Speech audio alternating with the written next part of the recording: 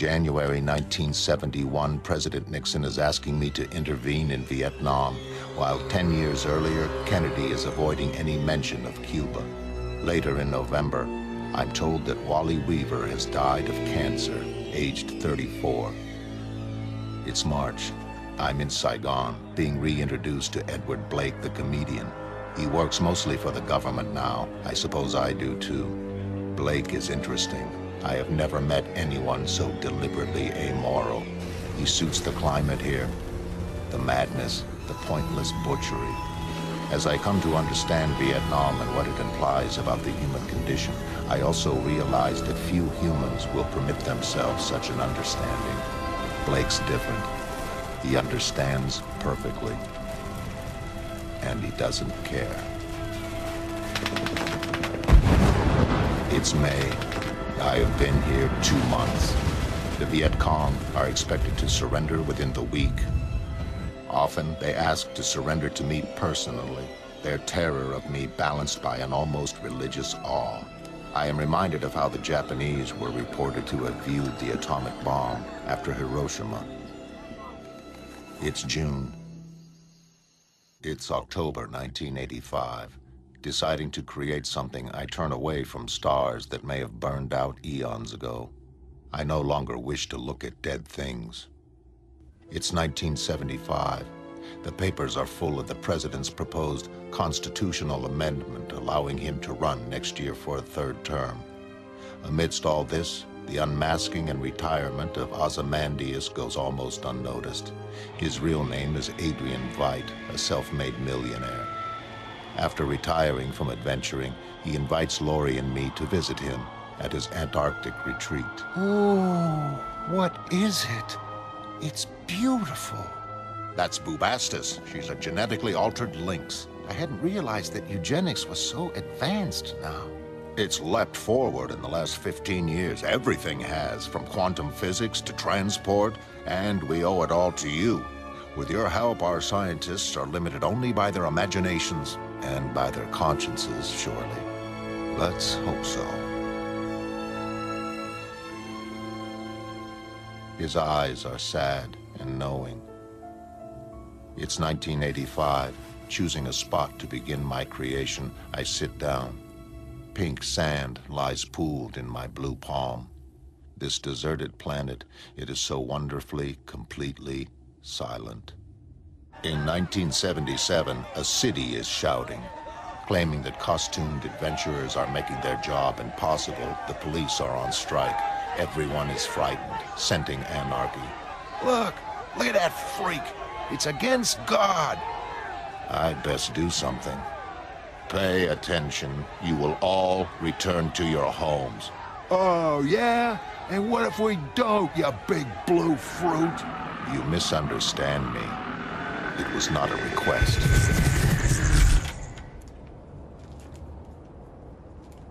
Jesus. August 3rd, 1977. The emergency bill proposed by Senator Keene has been passed. Vigilantism is now illegal again. As long as I continue to act under U.S. government supervision, I am exempt from the law. They can hardly outlaw me when their country's defense rests in my hands. Blake is also exempt. Later, after his handling of the Iranian hostage situation, even his harshest critics fall silent. Laurie still hates him, however. She herself has been forced to retire by the Keene Act, but having never really enjoyed the life, she doesn't mind.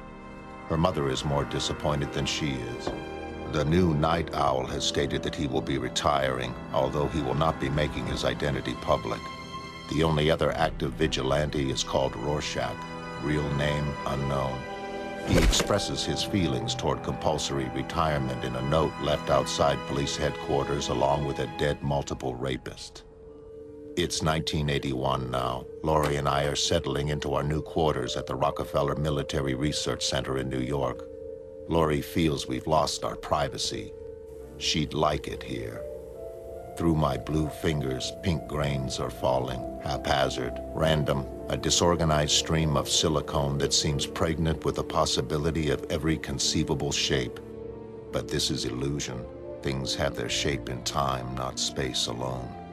Some marble blocks have statues within them, embedded in their future. In New York, we go walking. The streets smell of ozone rather than gasoline.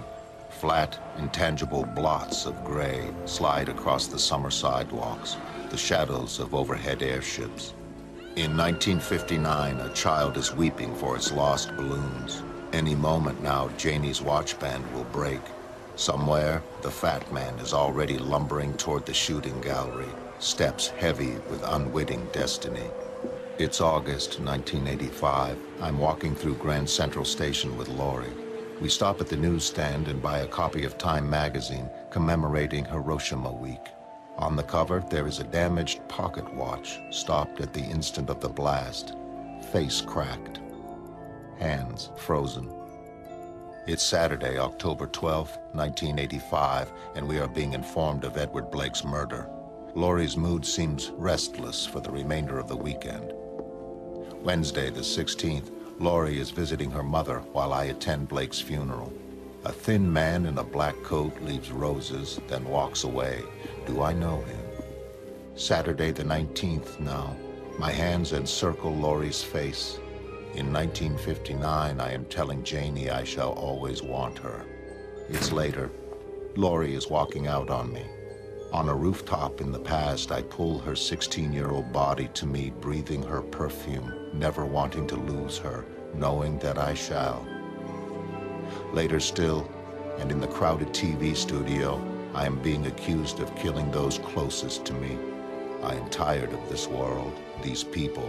I am tired of being caught in the tangle of their lives. In Arizona, I'm entering the ruined bar with a sensation of déjà vu, and I'm taking the snapshot from its broken frame. And I'm gone. Gone to Mars. Gone to a place without clocks, without seasons, without hourglasses to trap the shifting pink sand.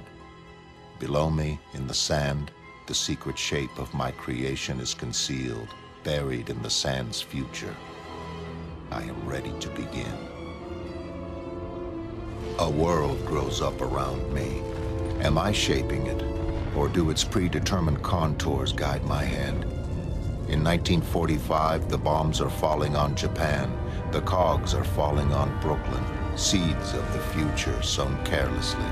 Without me, things would have been different. If the fat man hadn't crushed the watch, if I hadn't left it in the test chamber, am I to blame then, or the fat man, or my father for choosing my career? Which of us is responsible? Who makes the world? Perhaps the world is not made. Perhaps nothing is made. Perhaps it simply is, has been, will always be there. A clock without a craftsman. I am standing on a balcony of pink sand hardened to glass. It glitters in the 10-minute-old sunshine. The light of 2 hours past will just be reaching Pluto. If they have strong telescopes there, they can see me. The photograph in my hand, falling, lying in the sand at my feet.